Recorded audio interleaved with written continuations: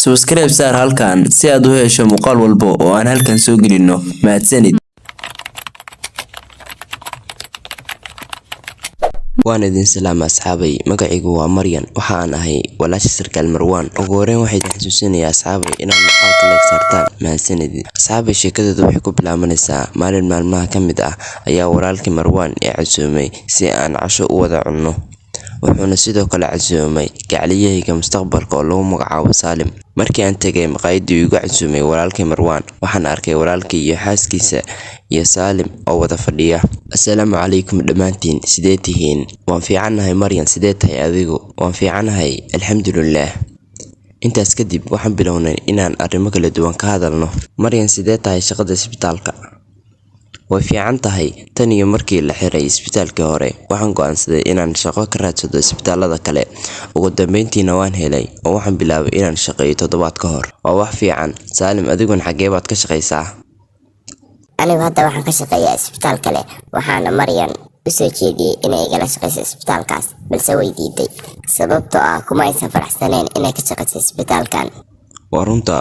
muhiimaddu waa inaad ku faraxsan tahay meesha aad ka shaqeynayso waxaan sii wadanay sheekada ilaa uu taleefankii Marwan yeeray oo uu soo dhacay wuxuuna ku hadlay dhowr ilbiriqsi kadib wuxuu yiri kalkaaliso baa la waayay Marwan ayaa si degdeg ah u baxay anaguna waxaan sii wadanay cuntadeennii laakiin maskaxdeedu waxay ku mashquulsaneed wixii dhacay markii aan dhameynay cuntada qof walba wuxuu ku noqday gurigiisa maalintii xigtay markii aan tagay isbitaalka sidii caadada ahayd dadka oo dhan waxay ka hadlayeen kalkaalisadii sida lama filaanka ah ku luntay Aniguna waxaan u tagay Dr. Sara. assalaamu calaykum Dr. Sara ma jiraan wax cusub oo ku saabsan kalkaalisadii la waayay wax war oo hadda ka soo kordhay ma jiro kalkaalisadaas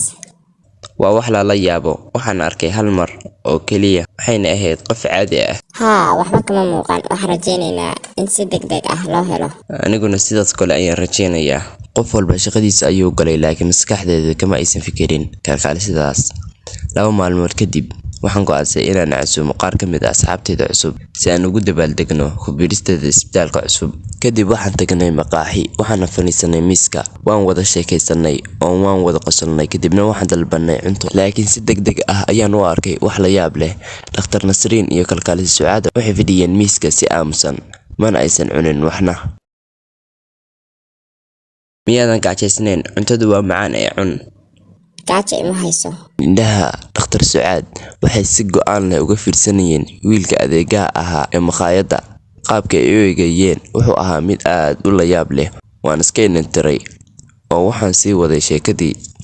maalintii xigtay markii aan dhameeyay shaqada waxaan wacay Marwan si aan wax uga weydiiyo kalkaalisadii la waayay assalaamu calaykum Marwan sidee tahay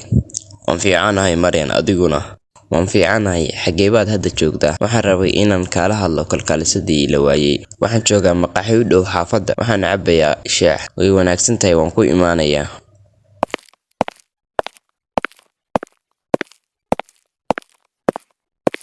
Markii aan fariistay ayaan cabaar ka wada hadlay arrimo ku saabsan kalkaalisadii la waayay. Marwan adig ma fiican tahay waxay u muuqataa inaad daalan tahay waa daalanahay waa cadaadiska shaqada xalay habeenkii wiil adeegaha ahaa ayaa isna la waayay maqaayadee buu ka shaqeynayay Maqaayadda magaceeda ma garan karo laakiin waxaan hayaa sawirka wiilka adeegaha ahaa ee la waayay Allah walay tusi wiilka aan fiiriyay Marwan ayaan si degdeg ah u soo bixiyay taleefankiisa wuxuuna i tusay sawirka wiilka adeegaha ahaa ee la weysan yahay anigu xalay ayaan ku sugnaa maqaayadaas sidee arrintan ku dhacday oo miyaa joogday halkaas adiguna waxaan la casheynay qaar ka mid ah asxaabteeda isbitaalka ee cusub Maryan maxaa dhacay oo ka og tahay wiilkan maya waxba kama ogay Nasriin iyo Sucaad ayaa si la yaab leh u eegayay wiilkan sidee u eegayeen waxay u eegayeen si daran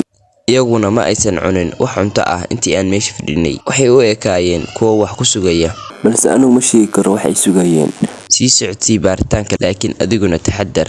haddii aad dareento wax shaki ah si degdeg ah ii soo wargeli aniga hana walwalin haye walaalo